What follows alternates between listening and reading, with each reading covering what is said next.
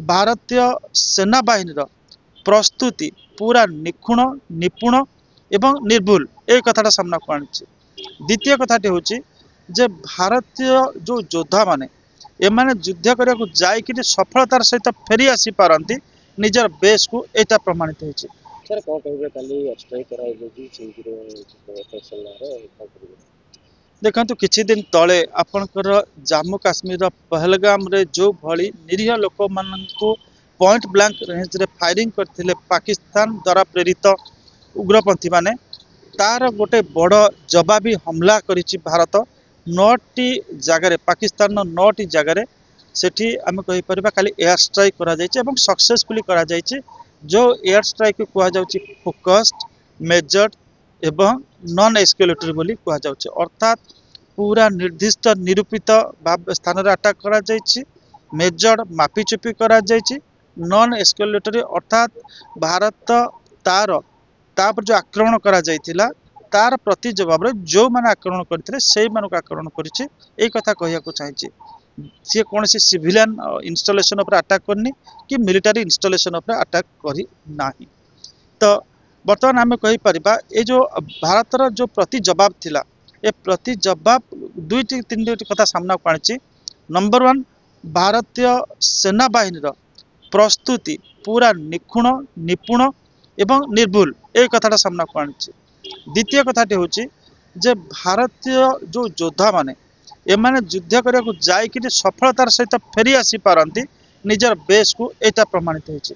तृतीय जे जो अस्त्र शस्त्र यूज कला भारत से अस्त्र शस्त्र तार आम कहीपर सठिक भाव में भेद लक्ष्य भेद करने को समर्थ होती। आपड़ जब देखिए से जो फोटोग्राफ्स आसूची जैश ई मोहम्मद तांकर जो ट्रेनिंग सेंटर जो 600 पाखापाखि योद्धा को माने उग्रपंथी को तालीम दि जाए ताकू पूरा माने लेयर बाय लेयर भेद करके तल पर्यंत जाइए, छात उड़ी जापर गंबुजर छात उड़ी जापर आप देखिए मझी छातटा मेन छातटा उड़ी जाइए पूरा तल पर्यंत भेदिकी जाइए। तो निखुण अस्त्र प्रयोग करा एवं तृतीय चतुर्थ कथाटी हूँ जे Bharat Pakistan air defence system को अति सहजरे भेद कर पारिछि। जो एयर डिफेन्स सिस्टम पाकिस्तान कहला जे आम एयर डिफेन्स सिस्टम को किए पशि पारे भारत तांकर एयर डिफेन्स पूरा पोरस अर्थात जमती पंखे गोड़ पड़े जमी पशि जाए भीतर को पोरस माने भारत सेमती कठिन नुहे देखला एयर डिफेन्सटा पूरा तरल ता भीतर से प्रवेश करके आक्रमण कर। तो यही ऑपरेशन ना दिया ऑपरेशन सिंदूर। सिंदूर ये दिखाई जे आपणकर पहलगाम रे स्त्री मानक आगे से स्वामी को चुन चुन कर जो हिंदू स्वामी मान हत्या करा जायतिला। तो यहीटा से मुहर सिंदूर पोछि दिया। तो प्रधानमंत्री नरेंद्र मोदी आ ना ऑपरेशन सिंदूर ये जे भारतर कोटि कोटि महिला माने मन कष्ट होता जे पाकिस्तान किभली से मथार सिंदूर लिभे दौची।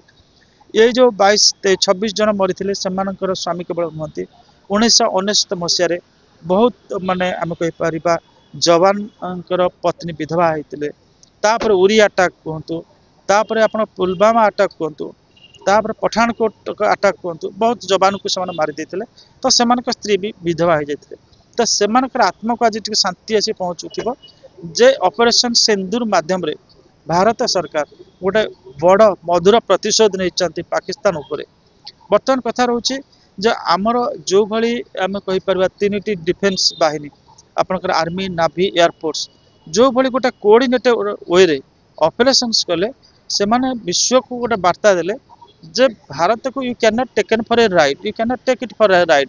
आपण भारत को जमती चाहिए जिते डरइबे धमके सेमती नहीं पारे। India is an evolving country, economically sound, military strong. तो आमर ये अर्थनीति सुदृढ़ अच्छी एवं सामरिक क्षेत्र में आम दृढ़ अच्छु। तो यही वार्ता गोटे जाइए। तो बर्तमान आम कहीपर मोटामोटी भाव में ये ऑपरेशन सक्सेसफुल रही एवं पाकिस्तान को गोटे बड़ मेसेज जाइए। आदि पाकिस्तान मिस एडवेंचर करे आज सेना बाहिनी तरफ गोटे वार्ता दि जाइए जदि मिस एडवेंचर करा जाए ताहले तार जो परिणति एत भयंकर हम जे पाकिस्तान खंड विखंडित हो। तो मोटामोटी भाव में कहीपर Bharat has taken a sweet revenge on Pakistan for its miss adventure.